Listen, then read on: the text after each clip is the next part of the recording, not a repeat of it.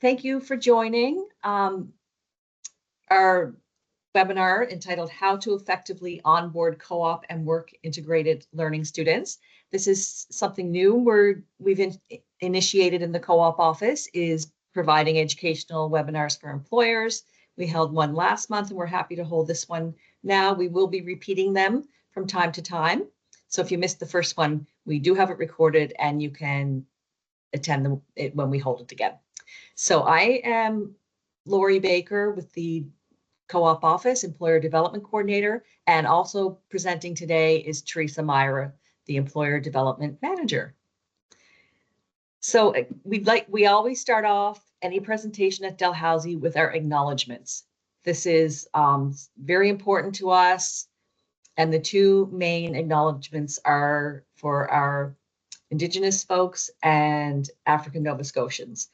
So Dalhousie is located in Mi'kma'ki, the ancestral and unceded territory of the Mi'kmaq, and we are all treaty people. I'm just going to read that short part. You can read through the rest if you like. And we also recognize that African Nova Scotians are a distinct people whose history, legacies, and contributions have enriched the part of Mi'kma'ki known as Nova Scotia for over 400 years.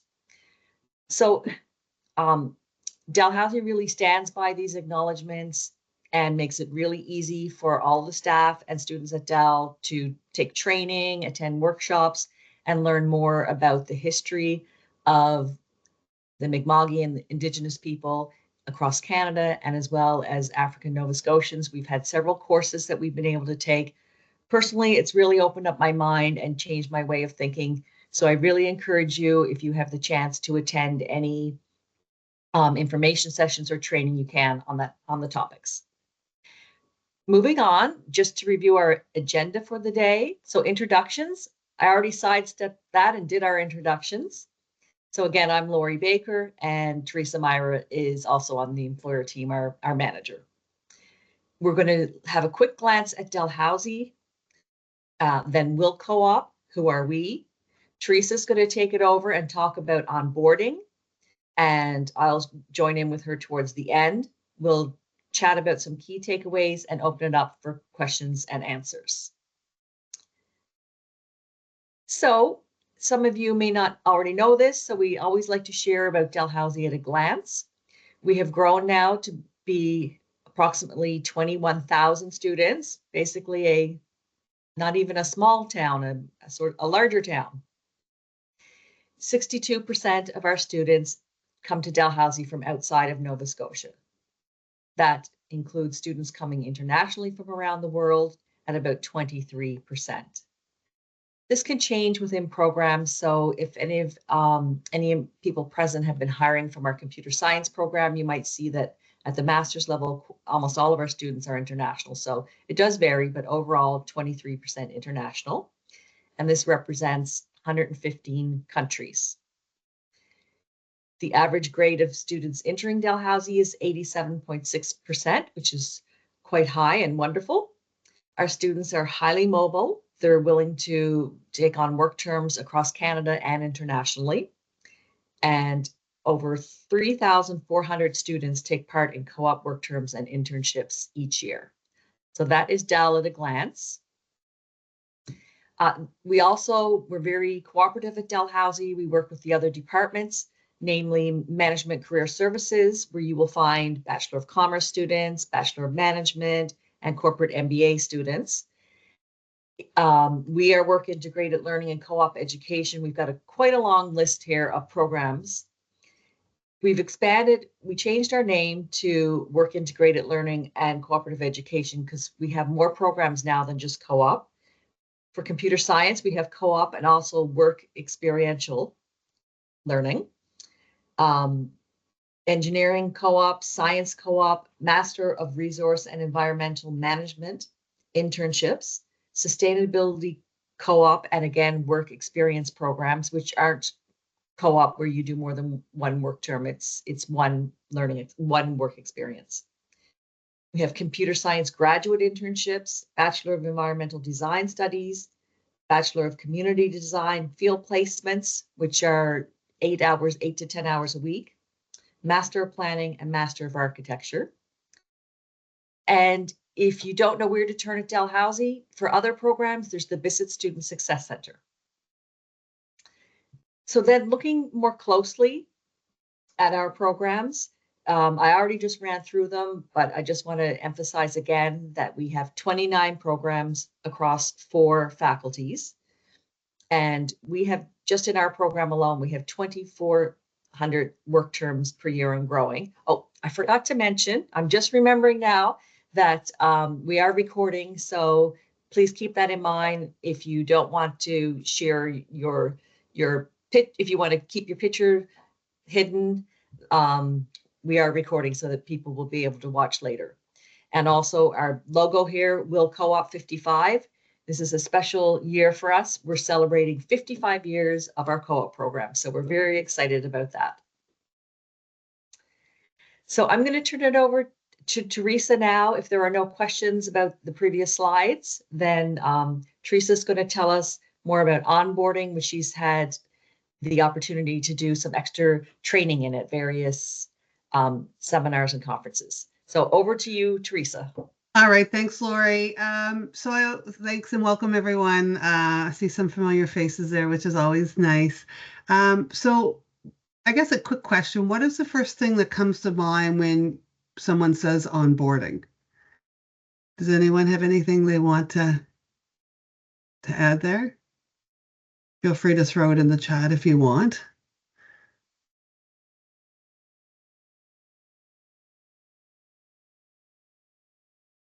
Overall, this is kind of some of the things that you'll hear when you hear about onboarding. Everything from orientation to training. I say orientation twice, introduction, socialization. All of these words are kind of the key things we think about when it comes to integration within the team, when we think about onboarding. So, here's a quote that I really enjoy. Bringing a new employee on board can be the start of a rewarding relationship or the beginning of a missed opportunity. And I think companies that hire students and onboard them, this is an opportunity for them to get them, integrated within their team, share the great culture of their division or department or organization. But I love this quote. So first impressions do last. So what is onboarding? Onboarding, according to Merriam-Webster Dictionary, is the act of or process of orienting and training a new employee. And I thought I'd pull a little ChatGPT up. Onboarding refers to the process of integrating and orienting new employees, customers, or users into a company, system, or service. It is designed to help individuals understand their roles, the company culture, policies, expectations, and to ensure they have the tools and resources needed to succeed. Onboarding typically involves various activities such as training, documentation, introductions to team members, and setting up necessary systems or accounts. So, in the world of AI, I thought I'd pull up a little ChatGPT in there. So I always say that, before we have onboarding, we have pre-boarding, which is the process of starting an employee's onboarding experience before their first day. This is a great opportunity to get students excited for their new job, keep them engaged until the day they start. It's also a perfect time for you to send them some company swag. Some companies have water bottles or notepads with your logo, and also an opportunity to encourage them to ask questions they may have. Also sending an onboarding schedule so the students know what to expect on day one, their first week, their first month during their work term. Ensure students know the start date, location, hours of work, dress code, scent policy, etc. in advance. And Lori and I were chatting about this, and we've had students approach us and say, I got hired, I got a job offer a month ago, and I'm not really sure where I start or where I have to go. No one reached out to them from the time of job offer, and it could be a month, month and a half, 2 months, and longer in some cases. So it's definitely something to think about when from the time of offer, is just to stay in touch with your potential, your new hire that's going to start, and making sure that they know exactly all the expectations around the dress code, hours of work. Flexible hours is different for different people, so being clear on all of those expectations. I think we all know this. There's many benefits of effective onboarding. Some companies do it well, some companies don't do it well. Um, it's a great way to increase retention, job satisfaction, increasing productivity. It helps improve understanding of what the culture is of the company, what the expectations are of the students. It's a great way to improve team dynamics and also, decrease wasted investment. So, having a student on board and they're not ready is wasting time and money. Onboarding can make or break a new student's experience with your organization. It is, after all, the glimpse they receive into how your company operates and treats its staff. An organization with a smooth, thorough, and friendly onboarding process is in a much better position to attract and retain high quality students and graduates. Again, why good onboarding matters. This is something I found, one aspect of work that has changed during the remote era and continues to evolve is onboarding, a key moment for new employees to build connections with their manager and team. So many companies have adapted to remote onboarding and continue to welcome new hires in this manner. Many are moving back to in-person programs. Being energized and empowered to do meaningful work while also supporting flexibility. How can we ensure that new hires thrive? How can they be energized, empowered, so while we're maintaining our flexibility? So I think for new hires to succeed, they need to feel supported in the way that works best for them and for the company or organization, of course, in terms of when and where they work. I think there's a lot of conversation, a lot of things, in social media around remote hiring and onboarding and in person and hybrid, like all of that are so important. But the bottom line is doing a good onboarding for new hires, especially students who many of them are junior to the workforce.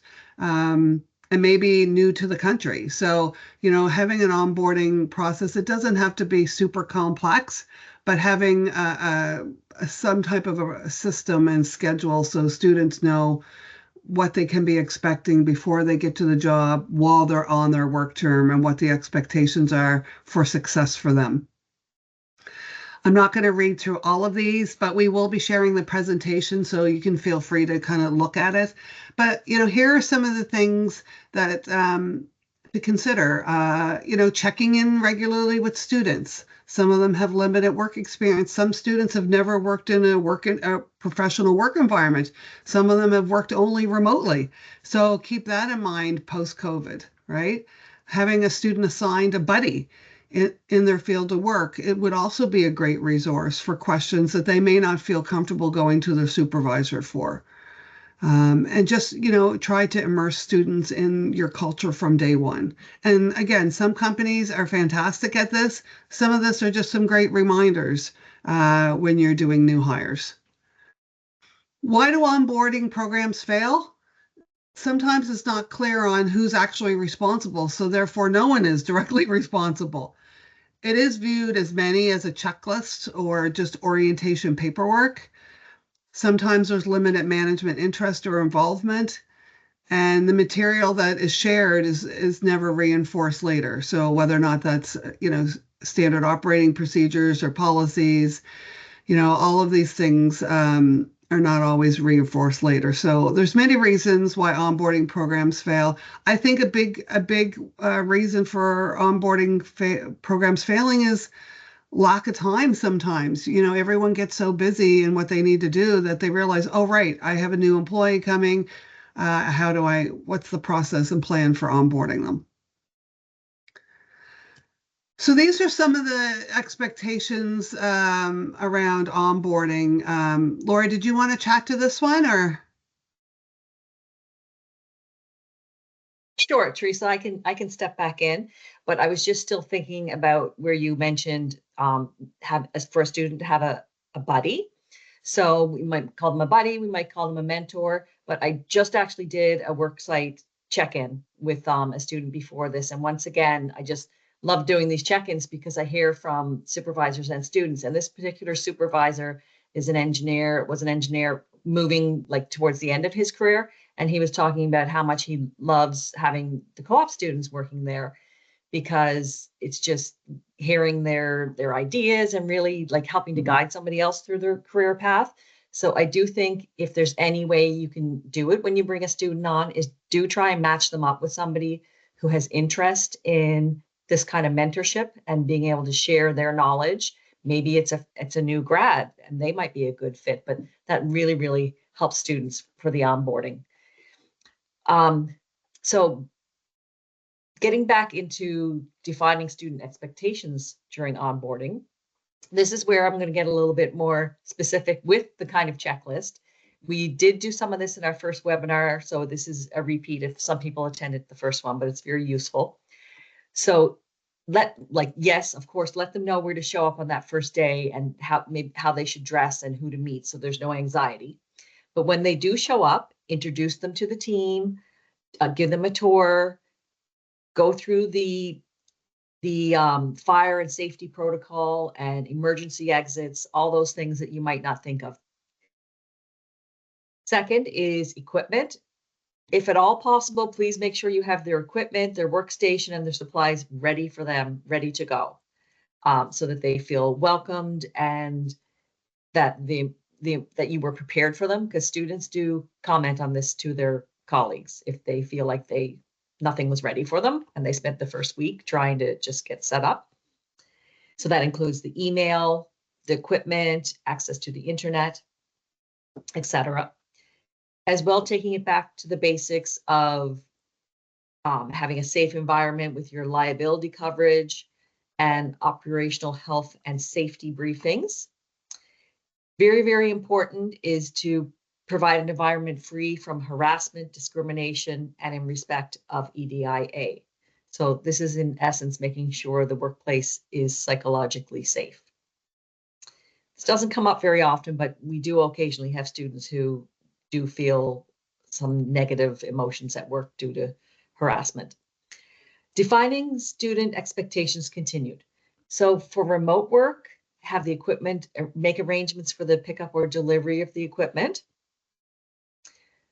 Go through the workplace policies, let them know when they're going to be paid, what their salary is, your policies about overtime and time off, holidays, cell phone usage. Try and remember these are students who are probably coming out of high school where you can have your phone all day, and they might not know any better and would have their phone out fiddling with it all day at work if every chance they get. So if you have a policy, tell them that can't happen.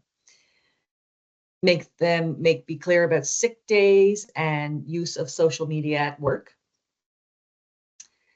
Clarify the organizational structure and supervisory structure.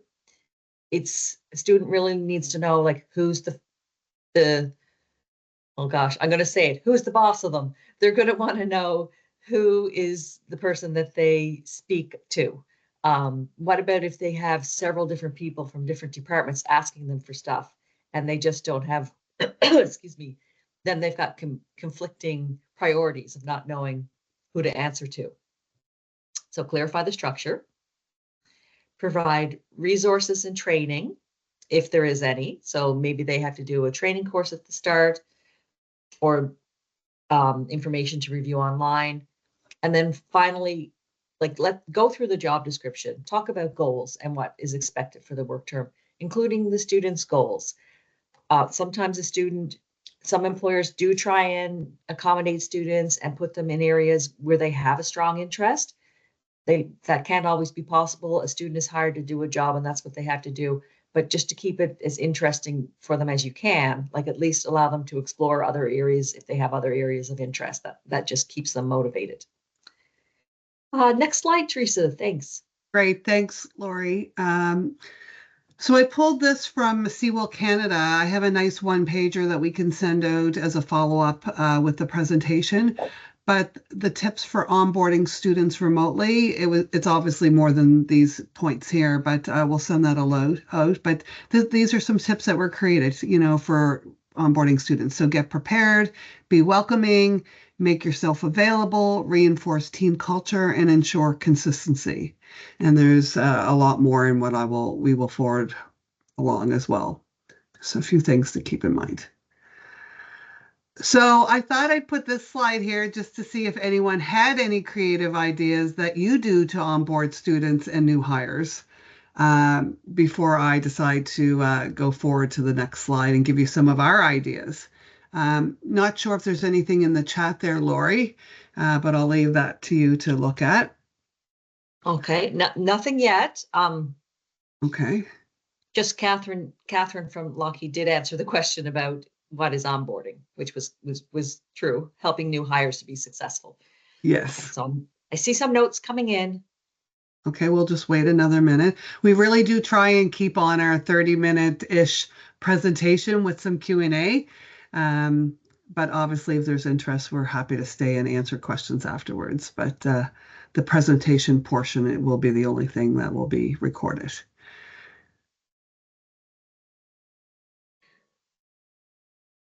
Okay, so we have asked our co-op to come to the lab before January to start working, to show them the working in the lab. I think that's what. Yeah, that's So that's a great. great idea.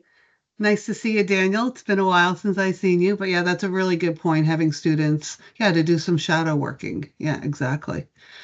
So here are some onboarding ideas. Lori and I are going to share some things that we've heard over the years, and I'm sure as we continue to do these, more ideas will come up.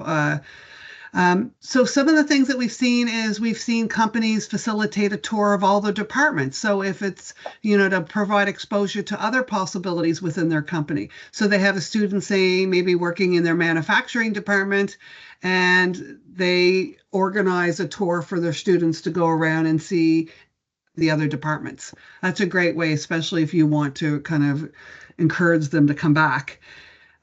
We've also had companies organize a morning and or a lunch during the work term for students to meet with their managers or senior executives to learn more about the company.